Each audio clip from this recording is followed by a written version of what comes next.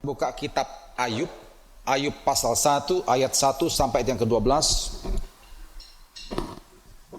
Ayub pasal 1 ayat 1 sampai 12 kita akan membaca saling sahut bersahutan.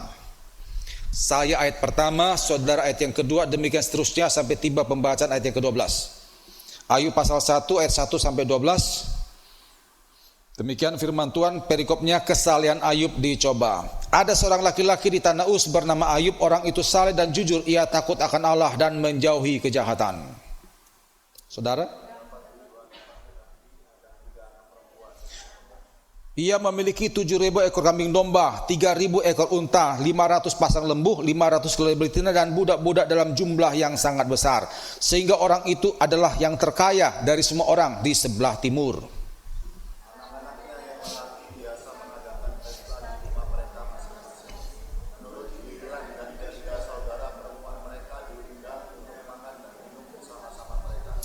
Setiap kali apabila hari-hari pesta telah berlalu, Ayub memanggil mereka dan menguduskan mereka. Keesokan harinya pagi-pagi bangunlah Ayub lalu mempersembahkan korban bakaran sebanyak jumlah mereka sekalian. Sebab pikirnya mungkin anak-anakku sudah berbuat dosa dan telah mengutuki Allah di dalam hati.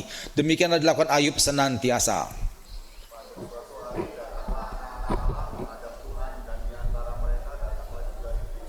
Maka bertanyalah Tuhan kepada iblis, dari mana engkau? Lalu jawab iblis kepada Tuhan, dari perjalanan mengelilingi dan menjelajah bumi. Lalu bertanyalah Tuhan kepada iblis, apakah engkau memperhatikan hamba-Mu Ayub, sebab tiada seorang pun di bumi seperti dia, yang demikian saleh dan jujur, dan takut akan Allah dan menjauhi kejahatan. Lalu jawab iblis kepada Tuhan, apakah dengan tidak mendapat apa-apa Ayub takut akan Allah? Bukankah engkau yang membuat panas sendiri dia dan rumahnya, serta segala yang dimilikinya? Apa yang dikerjakannya telah kau beritahu, dan apa yang dimilikinya makin bertambah lagi. Tetapi ulurkanlah tanganmu dan jamahlah segala yang dipunyainya, ia pasti mengutuki engkau di hadapanmu. Maka firman Tuhan kepada iblis, nah segala yang dimilikinya ada pada kuasa. Janganlah engkau katakan tangan terhadap dirinya, kemudian bebasnya dari hadapan Tuhan. Demikian pembacaan firman Tuhan. Bapak Ibu, kitab Ayub ini ditulis sekitar tahun 600 sampai 400 sebelum Masehi, ya. Dan disebut sebagai kitab teodesi. Teo itu Allah, desi itu adalah keadilan. Kenapa? Karena ada banyak orang bertanya tentang keadilan Allah lewat kisahnya Ayub, ya. Kenapa kok orang benar bisa mengalami penderitaan yang berat melebihi hukuman kepada orang fasik?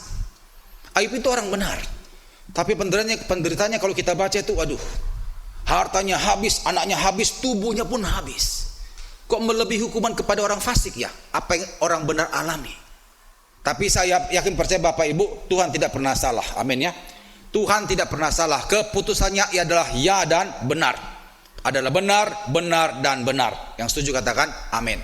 Tidak pernah salah.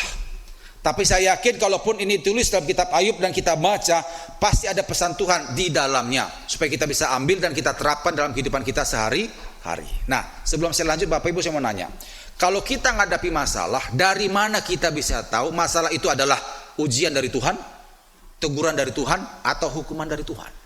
Dari mana kita bisa tahu? Waktu kita menghadapi masalah, dari mana kita bisa tahu masalah ini adalah ujian dari Tuhan, teguran dari Tuhan, atau hukuman dari Tuhan? Kebanyakan kita kalau menghadapi masalah kita berkata, wah, saya lagi diuji Tuhan ini. Jarang kita berkata, saya lagi dihukum Tuhan. Jarang. Semua berkata apa? Ujian-ujian. Dari mana saudara tahu itu ujian? Bisa saja itu hukuman. Jawabannya gampang Bapak Ibu. Pada waktu saudara lagi taat firman Tuhan, hidup kudus, ada masalah, maka itu adalah ujian. Kalau saudara agak nyerempet dosa dikit, nah, ada masalah, itu teguran. Tapi kalau saudara jauh dari firman Tuhan, malah membenci firman Allah, ada masalah, itu hukuman. Jadi saudara yang tahu apakah itu ujian, teguran, atau hukuman. Yang mengerti katakan amin. Nah, kalau Ayub ini Bapak Ibu apa? Ujian. Karena dia adalah orang yang benar. Nah, saudara, kita akan belajar tentang kisah Ayub ini. Saya temukan ada 5 pelajaran dari kitab Ayub ini. Yang pertama, mari kita buka Ayub pasal 1 ayat 1. Ayub pasal 1 ayat 1. Ada seorang laki-laki di tanah Uz bernama Ayub. Orang itu saleh dan jujur. Ia takut akan Allah dan menjauhi kejahatan. Di sana dikatakan Ayub itu jujur, saleh, takut akan Allah dan menjauhi kejahatan. Kalau saudara temukan ayat ini Bapak Ibu ya, ada 3 kali diulang. Ayub pasal 1 ayat 1, Ayub pasal 1 ayat 8 dan Ayub pasal 2 ayat 3. Di sana dikatakan dia jujur, saleh, takut akan Allah dan menjauhi kejahatan. Bahkan Ayub pasal 1 ayat 8 dan Ayub pasal 2 ayat 3 itu keluar langsung dari mulut Tuhan. Waktu itu kan iblis bertanya, Tuhan bertanya, siapa?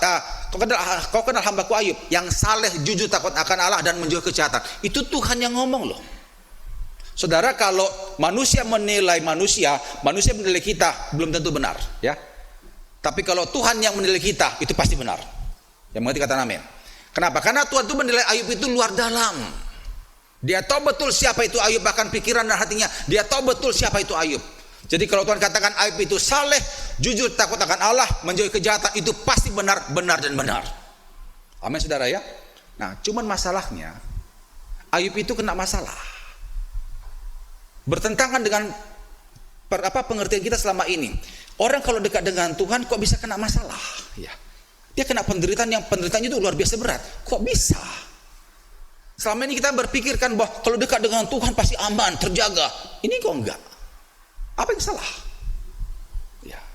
Saudara, kalau orang berpikir dekat dengan Tuhan tidak ada masalah, maka lihat orang seperti ini, kalau lihat temannya ada masalah, dia akan berkata apa? Kamu pasti ada dosa loh, pasti ada dosa loh. Saudara, pelajaran pertama, orang benar tidak luput dari penderitaan. Orang benar tidak luput dari penderitaan. Jadi jangan berpikir Bapak Ibu gini ya, aku mau dekat dengan Tuhan sungguh-sungguh lah supaya tidak ada masalah. Itu pengertian yang sangat-sangat salah. Orang benar tidak luput dari penderitaan. Jujur Bapak Ibu ya, harus kita akui, terkadang sikap benarlah yang membawa kita masuk dalam masalah toh. Ya. Terkadang sikap benarlah, hidup benarlah yang membuat kita masuk dalam masalah. Kalau tidak benar hidupnya Sadrak, Mesak, Abednego, tidak akan masuk tunggu perapian. Karena benarlah hidup Daniel, makanya masuk gua singa. Ayub karena hidup benar, maka dia diizinkan untuk dicobai. Terkadang hidup benarlah yang membawa kita masuk dalam masalah. Tapi ingat saudara ya, hidup benarlah hidup benar jugalah yang membuat kita keluar dari masalah.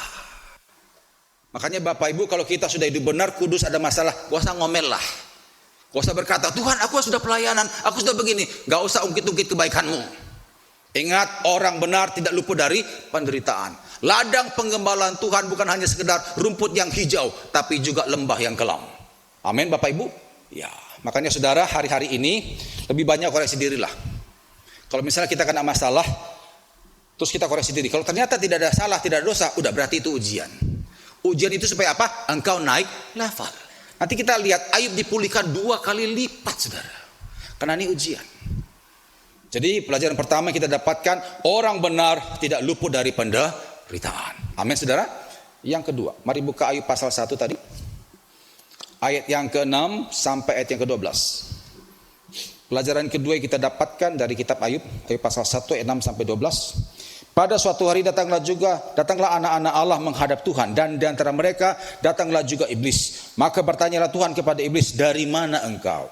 Lalu jawab iblis kepada Tuhan, dari perjalanan mengelilingi dan menjelajah bumi. Lalu bertanyalah Tuhan kepada iblis, apakah engkau memperhatikan hambaku Ayub? Sebab tidak seorang pun di bumi seperti dia, yang demikian saleh dan jujur, yang takut akan Allah dan menjauhi kejahatan. Lalu jawab iblis kepada Tuhan, apakah dengan tidak mendapat apa-apa Ayub takut akan Allah? Bukankah engkau yang membuat pagar sekeliling dia dan rumahnya serta segala yang dimilikinya?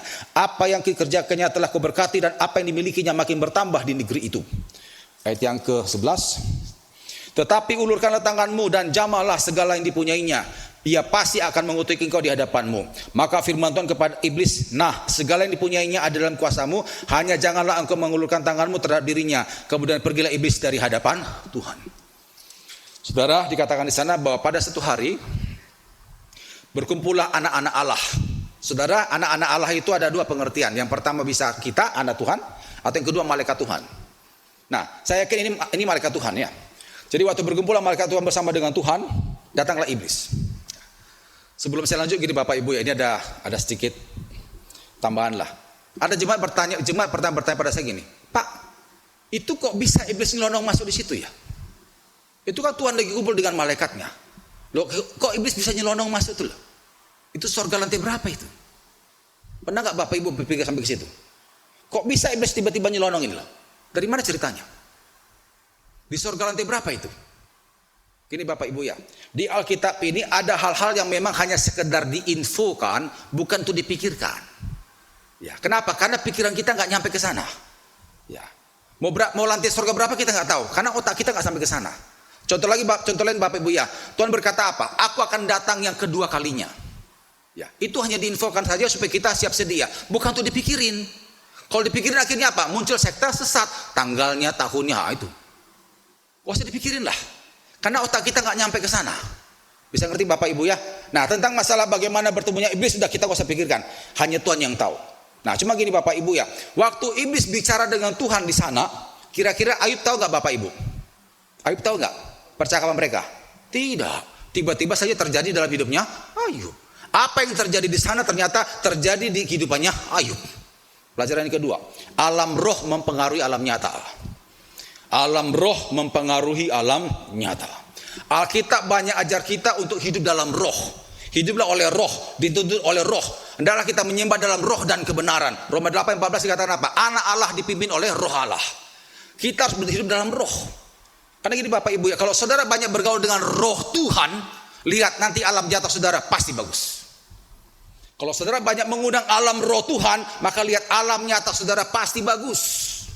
Buka Kisah Rasul 16. Kisah Rasul 16 ayat 25. Alam roh itu mempengaruhi alam nyata. Kisah Rasul 16 ayat yang ke-25. Ini bagaimana Paulus dan Silas di penjara. Kalau mereka mengundang roh Tuhan di penjara itu, apa yang terjadi di alam nyatanya? Dikatakan di situ, tetapi kira-kira tengah malam Paulus dan Silas berdoa dan menyanyikan puji-pujian kepada Allah, dan orang-orang hukuman lain mendengarkan mereka. Akan tetapi terjadi gempa yang hebat sehingga sendi-sendi penjara itu goyah, dan seketika itu juga terbukalah semua pintu dan terlepaslah belenggu mereka semua. Mereka mengundang alam roh Tuhan. Akhirnya apa? Alam nyata terjadi goncangan gempa bumi. Itu dia. Alam roh mempengaruhi alam nyata. Coba buka sebentar Roma 8 Bapak Ibu. Roma 8 ayat 14. Kita ini anak-anak Allah harusnya dipimpin oleh roh Allah, bukan dipimpin oleh pengertian kita sendiri. Roma 8 ayat yang ke-14. Demikian firman Tuhan. Semua orang yang dipimpin roh Allah adalah anak Allah. Makanya Bapak Ibu mulai hari ini ya, undanglah alam roh Tuhan dalam hidup saudara. Maka lihat nanti alam nyata saudara pasti bagus. Nah, alam roh Tuhan itu maksudnya apa Bapak Ibu? Alam roh Tuhan itu maksudnya apa? Ada 3 ya. Dulu pernah saya sampaikan juga di sini. Doa, baca Alkitab, penyembahan. 3 ini mesti ada. Doa, baca Alkitab, dan penyembahan. Kalau kau lakukan 3 itu, kau mengundang alam roh Tuhan hidup turun dalam hidup saudara. Nanti lihat, alam nyata saudara pasti bagus. Saya perhatikan banyak anak Tuhan yang dekat dengan firman, dekat dengan doa, penyembahan. Lihat, alam nyata pasti bagus. Lihat Ayub itu Bapak Ibu ya. Dia dekat dengan alam roh Tuhan. Sehingga akhirnya apa? Tuhan jaga 3 lapis toh. Tuhan menjaga dia, hartanya dan semua ini kerjakannya Tuhan jaga. Iblis sampai permisi ke Tuhan dulu baru bisa goda dia. Gak bisa. Kenapa? Karena dia dekat dengan Tuhan. Kalau Tuhan tidak angkat pagarnya, iblis gak bisa masuk. Karena Ayub dekat dengan alam roh Tuhan itu loh. Cuman sayang sekali sekarang banyak anak Tuhan itu kurang doa, kurang baca Alkitab, kurang penyembahan. Bapak Ibu, maaf, saya minta maaf. Sekarang itu saya perhatikan banyak anak Tuhan tuh ke gereja atau persekutuan doa, nggak pernah bawa Alkitab. Siapa yang bawa Alkitab sini? Coba. Nggak ada kan? Ibarat sekolah saudara ya, gurunya bawa buku, muridnya nggak bawa buku. Coba. Pantas itu. Maaf, karena kita sudah malas. Slide ini untuk para lansia yang matanya nggak bisa lihat huruf kecil. Itu untuk lansia. Kalau mata kita masih sehat, bawa tuh Alkitab. Yang mengerti katakan amin. Saya kemana-mana sih bawa Alkitab saudara. Kecuali kalau kita di mall ya bawa pakai HP lah. Kenapa saya bawa Alkitab Bapak Ibu? Kenapa saya baca Alkitab ini? Saya pernah saudara ya dengar khotbah ada pendeta waktu nggak ada pelayanan saya ke gereja. Pendeta tuh khotbah. Kalau Alkitab ini kan, kalau saudara lihat ini kan, ini kan kalau dibuka ini kan ada 4 kolom tuh. Ini toh. Kalau HP kan tidak terbuka seperti itu, tidak terbuka. Nah, pendeta itu khotbah di sini, saya tertegur di sini. Makanya sejak itu saya bawa Alkitab. Seandainya saya nggak bawa Alkitab, maka pendeta khotbah itu saya nggak dapat. Karena dia khotbah tuh di sini. Sementara saya tertegur tuh di sini. Itu kitab Mazmur baru itu. Mari Bapak Ibu jangan malas bawa Alkitab ya. Jangan malas. Engkau kalau betul-betul mencintai Tuhan, cintai dulu firman-Nya. Yang mengerti katakan amin. Iya. Saya pernah saudara konseling seorang ibu. Ibu ini mengalami masalah, anaknya satu-satunya laki-laki dibawa lari sama perempuan nakal. Jadi lari kabur gitu saudara ya. Mereka mau kawin lari katanya begitu. Sudah berapa kali digerebek, tetap juga nggak mau ngaku, nggak mau tobat lah. Sampai akhirnya ibu ini pernah gerebek sekali lagi itu di kos-kosan atau sebelah mana di Surabaya ini. Dan sejak itu anak ini memblokir semua WA orang tuanya, tidak bisa dihubungi lagi. Ibu sampai stres. Ketemu dengan saya dia bilang ini, gimana Pak saya ngadapi anak itu Pak? Saya udah angkat tangan. Itu anak kok lupa keluar dari perut saya, bukan keluar dari perut perempuan itu. Uang semua apapun yang di ATM-nya sudah habis. Nggak tahu bagaimana tuh habisnya saya nggak ngerti. Itu tabungan segala macam itu anak aduh sampai nangis ibu tuh nangis. Nah saudara, saya biasanya kalau konseling itu saya akan tanya hal yang mendasar dulu. Saya tanya, ibu jam doanya jam berapa? Baca Alkitab kah atau bagaimana? Ibadahnya bagaimana? Kenapa hal itu saya tanya Bapak Ibu? Karena saya percaya gini Bapak Ibu ya. Kalau kita dekat dengan Tuhan nggak mungkin ketemu jalan buntu, itu nggak mungkin. Kalau kita dekat dengan Tuhan pasti ada jalannya pasti. Amin. Kenapa? Karena dialah jalan kebenaran dan hidup. Nah kalau kita buntu itu ada apa? Ada apa? Saya aja hadapi masalah, ada jalan keluar kok ada. Sepelik apapun tetap ada jalan keluar. Yang penting saya pastikan saya dekat dengan Tuhan, itu aja udah. Ini kenapa buntu? Nah, ternyata apa? Nggak pernah lagi baca Alkitab. Terus juga ke gereja pun juga udah nggak pernah jarang. Karena pikiran stres. Doa apa lagi? Saya bilang ya makanya buntu. Saya bilang Bu maaf saya bukanlah ahli kriminolog. Yang saya tahu Bu adalah kalau kita dekat dengan Tuhan nanti semua jalan yang rasanya kita nggak tahu Tuhan akan cari tahu. Tuhan akan buatkan buat ibu. Buat bagaimana caranya nanti Tuhan akan buatkan. Yang penting ibu dekat dengan sang sumber jalan itu sendiri. Ibu dekatlah. Hanya itu yang bisa saya sampaikan. Dan selagi saya hanya bisa bantu ibu dalam doa. Dia cuma nangis saja nangis. Ya saya ngertilah. Habis itu udah pulang. Terus sekitar 2 minggu kemudian ibu tuh telepon saya. Pak Nason, terima kasih untuk nasihatnya 2 minggu lalu. Memang semua salah saya Pak. Kenapa kok gara-gara anak akhirnya saya mengabaikan Tuhan. Padahal selama ini saya hidup juga karena Tuhan. Sejak itu Pak, sejak Bapak tegur saya kembali baca Alkitab setiap hari. Saya doa tiap hari, saya nyembah Tuhan tiap hari. Nah sejak itu Pak ada kekuatan. Dan sejak itu juga Pak saya tidak lagi mikirkan anak saya. Saya bilang biarlah itu urusan Tuhan lah sudah. Yang penting saya dekat dengan Tuhan, itu dia. Terus saya bilang gini, Bapak tahu tadi malam itu anak pulang. Jadi dia telepon saya siang, malamnya itu pulang. Tadi malam Pak, saya mau bertanya pada Bapak, ini pulang Pak itu anak. Tadi malam jam 12 malam, goro-goro pintu, nah saya sama suami saya keluar, turun gitu. Begitu saya buka, itu anak aduh udah kurus. Langsung sujud di kaki saya. Menangis-nangis minta ampun pada saya.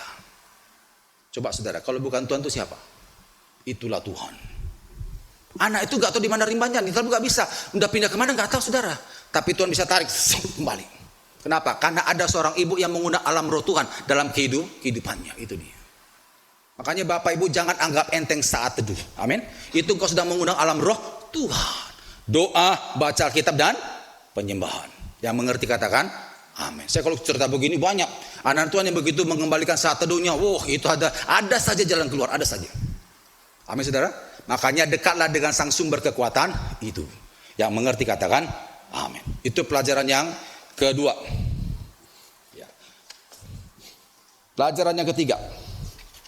Mari buka Ayub pasal 2. Ada lagi satu kesaksian Bapak Ibu ya. Saya nggak tahu saya masih cerita sini apa tidak. Saya punya punya abang di Jakarta. Dia cerita tentang temannya seorang ibu yang pendua di gereja Jakarta. Ibu ini lagi masak.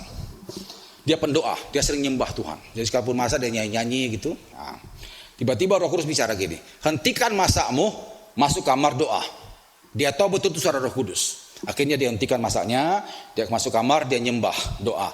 Nah cuma masalahnya kan dia tidak tahu disuruh doa apa. Akhirnya dia doa secara umum sajalah. Yang terlintas di pikirannya itu yang dia doakan. Dia doa dan nyembah. Udah selesai, terus kembali ke dapur masak lagi. Nah habis itu selesai, 1 jam kemudian anaknya dari Amerika telepon. Mama, aku kecelakaan Ma. Aduh, Itu kena gitu, terus gimana nak? Kamu keadaannya gimana nak? Kata mamanya sambil gugup itu. Aku enggak apa-apa mah, tapi mobil hancur di jalan tol. Oh, kapan terjadi itu nak? 1 jam lalu mah. Berarti mamanya pas waktu doa. Alam roh mempengaruhi alam nyata. Kalau saya cerita begini banyak. Makanya Bapak Ibu jangan tinggalkan doa, baca Alkitab dan apa tadi? Penyembahan. Yang mengerti tepuk tangan bagi Tuhan. Jangan malas bawa Alkitab. Amin saudara ya. Jangan malas bawa Alkitab. Jangan bawa hanya HP suci. Ya, bawa tuh Alkitab. Ke gereja bawa Alkitab, ke persekutuan bawa Alkitab. Jangan malas Bapak Ibu ya. Saya dulu sangat merindukan waktu 20 tahun yang lalu saya khotbah. Ya. Saya waktu bisa khotbah gitu di gereja ya. Saya katakan begini. Mari kita buka. Begitu saya buka, katakan gitu satu ayat langsung. Apa itu saudara? Jemaat buka Alkitab. Kan buka. Sekarang tidak ada, sepi. Saya harap kita bertobat, amin ya. Jangan anggap enteng pembacaan Alkitab, itu adalah sumber kekuatanmu. Amin saudara. Yang setuju katakan amin. Itu pelajaran yang kedua, alam roh mempengaruhi alam nyata. Yang ketiga, mari buka Ayub pasal 2. Ayub pasal 2 ayat 11 sampai 13. Ayub pasal 2 ayat 11 sampai 13.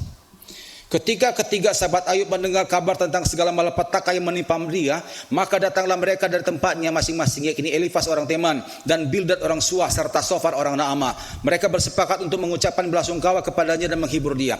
Ketika mereka memandang dari jauh, mereka tidak mengenalnya lagi. Lalu menangislah mereka dengan suara nyaring. Mereka mengoyak jubahnya dan menaburkan debu di kepala terhadap langit. Lalu mereka duduk bersama-sama dia di tanah selama 7 hari dan 7 malam. Seorang pun tidak mengucapkan sepatah kata kepadanya karena mereka melihat bahwa sangat berat penderitaannya.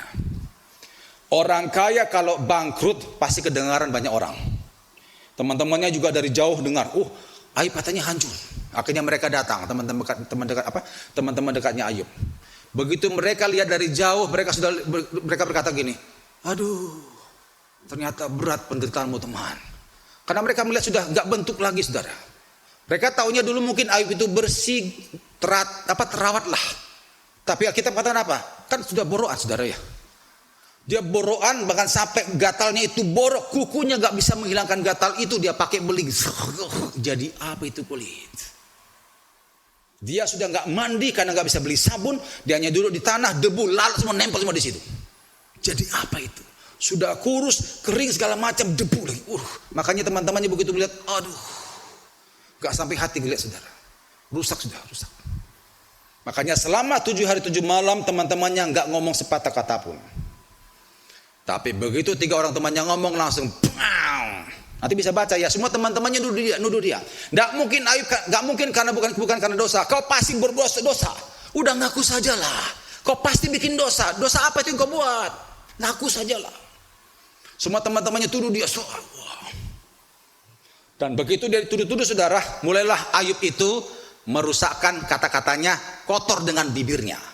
Coba lihat, mari buka Ayub pasal 3. Yang bawa Alkitab pasti tahu. Itu judulnya apa saudara? Ayub pasal 3 itu. Bapak Ibu. Keluh kesah Ayub. Lompat Ayub pasal 6, judulnya saja dilihat. Apa itu? Ayub kecewa terhadap sahabat-sahabatnya, mulai ada kepahitan. Lompat lagi puncaknya Ayub pasal 16. Coba lihat judulnya saja. Apa saudara? Ayub mengeluh tentang perlakuan Allah, mulai nyalahkan Tuhan. Sebelum 3 orang temannya datang, apapun yang dialami Ayub, sekalipun tubuhnya hancur, dia tidak pernah menyalahkan siapa-siapa, tidak ada kepahitan, dia tetap memuliakan Tuhan. Tapi begitu teman-temannya datang, rusak semua. Coba buka Ayub pasal 2. Ayub pasal 2 ayat yang ke-10. Kita lihat di sini sebelum teman-temannya datang, seperti apa kondisi bibirnya Ayub. Ayub pasal 2 ayat 10. Tetapi jawab Ayub kepadanya, itu maksudnya kepada istrinya, engkau berbicara seperti perempuan gila. Apakah kita mau menerima yang baik dari Allah tetapi tidak mau menerima yang buruk? Dalam kesemuanya itu Ayub tidak berbuat dosa dengan bibirnya. Ayub tidak berbuat dosa dengan bibirnya. Tapi begitu teman-temannya datang, rusak semua. Dia mengutuki hari kelahirannya, dia berdebat dengan teman-temannya, dia nyalahkan Tuhan habis-habisan. Pelajaran yang ketiga, teman dekat mempengaruhi iman. Teman dekat mempengaruhi iman. Ternyata gini Bapak Ibu ya, kita bisa sukses di masa depan tidak hanya ditentukan oleh kerja keras dan doa dan pendidikan, tapi juga pergaulan. Ada banyak contoh orang di Alkitab yang punya kehebatan yang luar biasa, karunia yang luar biasa, akhirnya hancur gara-gara teman dekatnya. Siapakah itu? Yang pertama itu Simpson. Simpson punya kekuatan yang luar biasa. Tidak ada manusia sampai hari ini seperti Simpson, tidak ada. Tapi dia hancur gara-gara siapa saudara? Delilah. Yang kedua siapa? Salomo. Salomo punya hikmah yang luar biasa. Dia bisa komunikasi dengan Tuhan luar biasa. Kaya luar biasa. Hancurnya dengan siapa? Istri-istrinya. Akhirnya nanti bisa baca 1 Raja 11 ya. Dia menyembah Dewi Asitoret. Murtad Salomo. Gara-gara istri-istrinya itu. Contoh ketiga siapa saudara? Yudas. Yudas kenapa menjual Yesus? Karena dia bergaul banyak dengan orang Farisi. Yang ketiga adalah Ayub ini. Hati-hati Bapak Ibu ya, jangan sembarangan bergaul. Itu makanya dalam 1 Korintus 15, mari buka. 1 Korintus 15. Kita bisa sukses tidak hanya ditentukan oleh pendidikan, kerja keras dan doa. Teman dekat juga menentukan. 1 Korintus 15 ayat 33. Janganlah kamu sesat, pergaulan yang buruk merusakkan kebiasaan yang baik. Janganlah kamu sesat, pergaulan yang buruk merusakkan kebiasaan yang baik. Saya dulu pernah dapat cerita dari teman saya mengenai teman dia. Nah teman dia itu juga teman saya. Ini udah lama saudara ya. Jadi teman saya itu, ya temannya teman saya itu ada reuni di Surabaya. Itu gak tahu reuni SMP apa SMA gitu. Nah, mau kumpul di sana. Saudara, saya mau beritahu gini Bapak Ibu ya. Kita kalau punya teman dulu waktu SMP SMA baik, kalau reuni jangan pikir bahwa dia masih sebaik dulu ya, belum tentu. Orang bisa berubah. Ya. Kita bukan suuzon ya, bukan negatif ya. Kita mesti waspada. Ini yang terjadi dengan teman saya ini. Nah teman-teman yang lain tuh sudah tahu kalau dia pendeta, dikerjai saudara. Ini teman saya ini pendeta, hamba Tuhan dan juga pengusaha, dikerjai, dikasih minum, mabuk. Sadar di Jemur Sari sini. Di mobil, dan itu sudah katanya 2 hari. Istri ibu itu sampai kasihan saudara ya. Telepon polisi segala macam, teman-teman PD sampai nangis. Karena gak dapat kabar, HP gak ada, hilang. Dompet gak ada. Jadi waktu dia sadar, HP gak ada, dompet gak ada. Terus dia pulang pelan-pelan ke rumah. Di Jemur Sari sini. Sampai di rumah istri yang menjerit, kok kamu kemana saja? Kok kamu udah nangis. Teman-teman PD akhirnya kumpul semua. Nah, salah satu teman PD bilang begini, bro, untunglah kau sadar di Jemur Sari sendirian di mobil. Seandainya kau sadar di hotel sampingmu ada cewek di foto, habis kau. Betul apa betul saudara? Iya. Hati-hati pergaulan, hati-hati. Kalau kau sadar di hotel sampingmu ada cewek, habis kau di foto. Untung kau masih sadar di Jemur Sari sendirian di mobil. Hati-hati Bapak Ibu ya, hati-hati. Hal seperti ini banyak kita temukan. Yang menjatuhkan kita itu teman-teman kita sendiri, teman dekat. Ada orang berkata, Pak kalau begitu kita gak usah bergaul ya di rumah saja. Ya tidak mungkin Bapak Ibu ya. Bagaimanapun juga kita dalam makhluk sosial. Cuma gini Bapak Ibu ya, pergaulan itu ada levelnya. Ada 3 level. Yang pertama, sebatas kenal. Kalau sebatas kenal saudara bebas bergaul. Preman pun silakan tidak masalah. Hanya sebatas kenal. Hanya ketemu saya hello. Gimana bos? Itu bebas, silakan. Yang kedua teman. Kalau teman itu kita sudah kenal dia baik, dia kenal juga baik. Kita kenal keluarganya, dia juga kenal keluarga kita. Kita tahu rumahnya di mana, dia juga tahu rumah kita. Itu agak sedikit hati-hatilah. Yang ketiga adalah sahabat karib. Ini yang mesti hati-hati karena ini teman curhat. Jadi saudara hati-hati itu di sahabat karib. Karena banyak kita jatuh tuh di sahabat karib. Perhatikan di Alkitab yang jatuh kenapa? Sahabat karib semua. Oleh karena itu Bapak Ibu jangan sembarangan memilih sahabat karib. Ada pertanyaan, Pak, sahabat karib orang yang bisa kita jadikan sahabat karib itu seperti apa baiknya? Cirinya seperti apa? Ada 3. Yang pertama, dewasa dalam berpikir. Mari buka Amsal 13. Amsal 13 ayat yang ke-20. Kalau hanya sebatas kenal bebas, saudara bisa bergaul siapa, preman pun silakan. Tapi kalau sudah sahabat karib, teman dekat, teman curhat, hati-hati. Hati-hati. Seperti apakah orang yang bisa dijadikan sahabat karib? Ada 3 cirinya. Yang pertama, dewasa dalam berpikir. Amsal 13 ayat yang ke-20. Amsal 13 ayat yang ke-20. Siapa bergaul dengan orang bijak menjadi bijak, tetapi siapa berteman dengan orang bebal menjadi malang. Bergaul dengan orang bijak yang dewasa berpikir. Orang dewasa berpikir, Bapak Ibu, dia akan berpikir tuh jauh ke depan. Pertimbangannya itu matang, gak gegabahan. Sebelum dia ambil keputusan, dia akan berpikir beberapa hal, baru dia ambil keputusan. Nah, cari orang seperti itu, jadikan sahabat karib. Karena gak gegabahan, agar mengajar kita untuk berpikir lebih luas gitu loh. Bijak dalam mengambil keputusan. Terus yang kedua apa cirinya? Tidak bocor mulut. Tidak bocor mulut. Mari buka ayatnya. Amsal 20:19. Ini penting saudara. Dia betul-betul bisa jaga rahasia. Amsal 20 ayat 19. Siapa mengumpat membuka rahasia, sebab itu janganlah engkau bergaul dengan orang yang bocor mulut. Dia bisa jaga rahasia kita dengan baik. Jangan saudara bergaul dengan orang yang kita curhat, masalah kita ketemu di ujung gang sana saudara. Itu bocor mulut. Jauhi orang seperti itu. Habis nanti saudara. Amin. Ya. Yang ketiga apa saudara?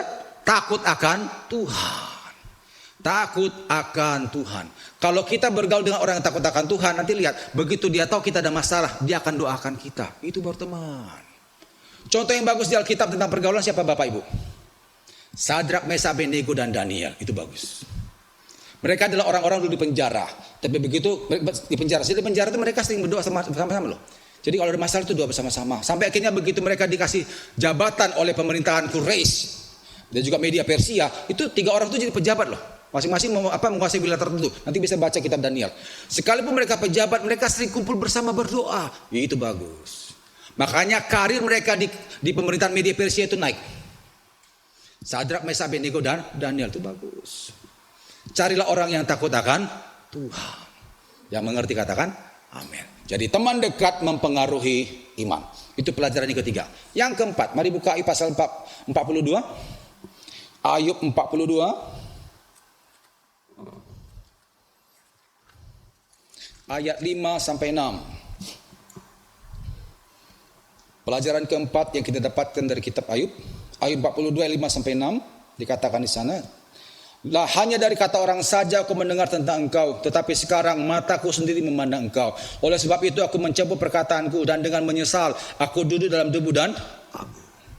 Sudah sekian panjang perdebatan antara Ayub dengan Tuhan, akhirnya Ayub berkata, Tuhan, aku yang salah. Aku menyesal, aku sudah menyalahkan engkau. Aku yang salah dan aku mencabut semua perkataanku. Akhirnya Ayub minta ampun pada Tuhan dan akhirnya Tuhan memulihkan Ayub 2 kali lipat. Perhatikan ayat yang ke-10. Ayub 42 ayat 10. Lalu Tuhan memulihkan keadaan Ayub setelah ia meminta doa kepada sahabat-sahabatnya. Dan Tuhan memberikan kepada Ayub 2 kali lipat dari segala kepunyaannya dahulu. Ayub dipulihkan 2 kali lipat. Saudara, ada seorang pujangga berkata, seseorang itu bisa mengalami perubahan hidup yang menjadi lebih baik itu karena 3 hal. Yang pertama karena harta. Mungkin dulu hartanya sedikit, begitu hartanya banyak, pasti berubah hidupnya. Lebih baik. Itu harus kita akui. Yang kedua adalah karena pendidikan. Pendidikan bisa membuat orang berubah lebih baik. Kalau dulu mungkin sekolahnya masih biasa, tapi begitu dia ngambil mungkin S2, S3, itu pola pikirnya lebih tertata. Orang seperti itu lihat kehidupannya pasti lebih baik. Lalu yang ketiga adalah karena cinta. Cinta juga bisa mengubah orang lebih baik. Dulu nggak pernah mandi, ya kan? Begitu kena jatuh cinta, akhirnya rajin mandi. Rambut ketombean, sering pakai sampo. Baju juga pernah disetrika licin. Wah, kenapa? Untuk si doi. Cinta bisa merubah seseorang menjadi lebih baik. Nah, yang pertanyaan adalah, dari 3 itu Ayub dapat yang mana sehingga akhirnya dia bisa berubah? Dari hal mana Ayub bisa berubah? Apakah karena harta? Hartanya habis. Apakah karena pendidikan? Sekolah mana yang mau terima orang boroan? Apakah karena cinta? Orang mana, wanita mana yang mau terima orang boroan? Tidak ada. Ayub berubah karena pengakuan dosa. Itu dia. Ayub berubah menjadi lebih baik karena pengakuan dosa. Pelajaran yang keempat, pengakuan dosa menghasilkan pemulihan sempurna. Pengakuan dosa menghasilkan pemulihan sempurna. Banyak orang Bapak Ibu menyepelekan masalah pengakuan dosa. Sayang sekali. Ya, mereka menganggap, gak apa-apa lah. Begitu engkau ngaku dosa datang kepada Tuhan rendah hati, engkau akan dipulihkan total oleh Tuhan. Ya. Ini yang saya sering temukan dalam pelayanan pelepasan. Mereka kena sakit berat, ada yang kena santet segala macam, ada yang ekonominya hancur. Begitu mereka ngaku dosa, merendahkan diri, dipulihkan total. Selama mereka belum mengaku dosa, Tuhan pun tidak akan memulihkan mereka. Buka Yakobus 5. Yakobus 5. Ayat yang ke-16. Coba perhatikan kalimatnya Bapak Ibu di situ. Yakobus 5:16. Karena itu hendaklah kamu saling mengaku dosamu dan saling mendoakan supaya kamu sembuh. Kita ingin sembuh ekonomi kita ingin sembuh keluarga kita ingin sembuh sakit kita. Tapi selama ini saya perhatikan modal kita hanya doa tok. Ya nggak bisa. Harus apa? Ngaku dosa. Kalau hanya doa tok nggak bisa. 3 bulan lalu saya doakan ada seorang ibu sakit kanker 12 tahun di rumah sakit Darmo. Saya telepon sama saudaranya, Pak Nasun tak tolong Pak. Ya. Dan memang dia kepahitan dengan iparnya. Saya datang ke sana, saya bilang, Bu, berapa lama ibu keluar masuk rumah sakit? Kasihan Bapak. Sekalipun memang di cover segala macam dari perusahaan, tapi masa uang habis untuk itu Bu? Uang itu kan bisa dipakai untuk yang lain Bu. Masa untuk penyakit ibu 12 tahun loh, bayangkan. Karena suaminya cerita, ini Pak kalau gak dibantu bos saya, susah Pak, karena uang kita udah gak ada. Saya bilang, ibu masa gak kasih oleh Bapak? Saya bilang gitu. Ampunilah, kenapa susahnya Bu? Ampuni. Terus dia bilang, memang saya sakit sekali dibikin orang itu Pak. Saya rasanya, aduh. Iya. Kalau ibu tetap seperti itu, ibu rasakan seperti apa? 12 tahun penderitaan Bu, 12 tahun kanker itu gak selesai-selesai. Ibu mau seperti itu terus? Saya bilang gitu. Dia diem aja. Saya bilang, Bu, tidak ada hamba Tuhan yang sakti, tidak ada. Kami hanya tempat kuasa Tuhan lewat. Kalau ibu beres-beres dosa, Tuhan akan melawat engkau. Tuhan akan menjamah engkau. Kalau tidak nggak bisa. Dia diem aja. Saya kasih waktu untuk ibu ngaku dosa sebentar. Dalam hati saja udah. Ngaku pada Tuhan, Tuhan aku mau mengampuni orang itu. Udah, dalam hati saja udah. Jadi rumah sakit itu saya tunggu sudah. Kita nunggu. Dia sambil doa tuh sampai nangis itu. Udah selesai. Saya bilang udah selesai Bu. Udah kita doa. Bilang Tuhan, memintakan kuasa mudah sudah pengurapan, patahkan, amin. Saya pulang. Sebulan kemudian kami dapat kabar ibu itu sembuh total, saudara. Itu kanker 12 tahun, saudara. Ya. Karena dia ngaku dosa. Kalau doa, tiap hari dia doa. Dia ke gereja, puasa lagi katanya. Tapi nggak pemberian dosa, gimana bisa sembuh? Nggak bisa. Buka Yeremia 5. Yeremia 5. Kita puasa tapi nggak ngaku dosa, ya sama juga bohong, saudara ya. Yeremia 5:25. Dikatakan di sana, kesalahanmu menghalangi semuanya ini dan dosamu menghambat yang baik daripadamu. Kesalahanmu menghalangi semuanya ini dan dosamu menghambat yang baik daripadamu. Jadi mulai hari Bapak Ibu, kalau saudara ada ditegur Tuhan dosa, bertobatlah. Amin. Jangan pandang enteng, karena zaman sekarang itu cenderung orang anggap enteng dosa. Apa itu dosa? Tuhan juga ngertilah. Manusia juga bikin dosa, wajar itu. Bapak Ibu saya mau beritahu, dosa adalah penghalang berkat yang tidak kelihatan. Dosa adalah penghalang berkat yang tidak kelihatan. Kalau itu kelihatan, saya yakin kita akan berpikir beribu kali itu bikin dosa. Kita akan berpikir beribu kali sebelum bikin dosa. Nah masalah itu tidak kelihatan, kita berkata, apa lah ya. Itu penghalang berkat yang tidak kelihatan. Saya kalau cerita banyak. Masalah ekonomi juga ada, rumah tangga berantakan, begitu mereka saling mengampuni, saling mengasihi, dipulihkan. Memang nggak langsung ya, nggak cucuk gitu nggak, tapi ternyata ada saja berkat di situ. Ayub dipulihkan bukan karena harta, bukan karena pendidikan dan bukan karena cinta, karena dia mengaku dosa. Itu pelajaran yang keempat, pengakuan dosa menghasilkan pemulihan yang sempurna. Yang kelima, yang terakhir, mari buka Ayub 42, Ayub 42 ayat 17 sampai ayat 7 sampai 10. Apalagi pelajaran yang kelima yang kita dapatkan dari kitab Ayub ini. Ayub 42 ayat yang ke-7 sampai ayat yang ke-10. Demikian firman Tuhan saya bacakan. Setelah Ayub mengucapkan firman itu kepada Ayub, maka firman Tuhan kepada Elifas seorang orang Teman, murkaku menyala terhadap engkau dan terhadap kedua sahabatmu, karena kamu tidak berkata benar tentang aku seperti hambaku Ayub. Oleh sebab itu ambillah 7 ekor lembu jantan dan 7 ekor domba jantan, dan pergilah kepada hambaku Ayub dan persembahkanlah semua itu sebagai korban bakaran untuk dirimu, dan baiklah hambaku Ayub meminta doa untuk kamu, karena hanya permintaannya lah yang akan kuterima, supaya aku tidak melakukan aniaya terhadap kamu, sebab kamu tidak berkata benar tentang aku seperti hambaku Ayub. Maka pergilah Elifas orang Teman, Bildad orang Suah, dan Sofar orang Naamah. Lalu mereka melakukan seperti yang difirmankan Tuhan kepada mereka, dan Tuhan menerima permintaan Ayub. Lalu Tuhan memulihkan keadaan Ayub setelah ia meminta doa untuk sahabat-sahabatnya. Dan Tuhan memberikan kepada Ayub 2 kali lipat dari segala kepunyaannya dahulu. Setelah Tuhan mengampuni Ayub, Ayub juga mengaku dosa depan Tuhan. Maka di mata Tuhan Ayub ini benar. Dan akhirnya apa saudara? Tuhan berhadapan dengan 3 orang temannya yang membuat Ayub jatuh dalam dosa. Akhirnya Tuhan berhadapan dengan Elifas, Bildad dan Sofar. Tuhan katakan apa? Bawa 7 ekor kambing jantan, domba jantan dan juga lembu jantan. Mintakan doa dari Ayub, karena doanya yang kudengar. Kalau tidak, aku akan aniaya kalian.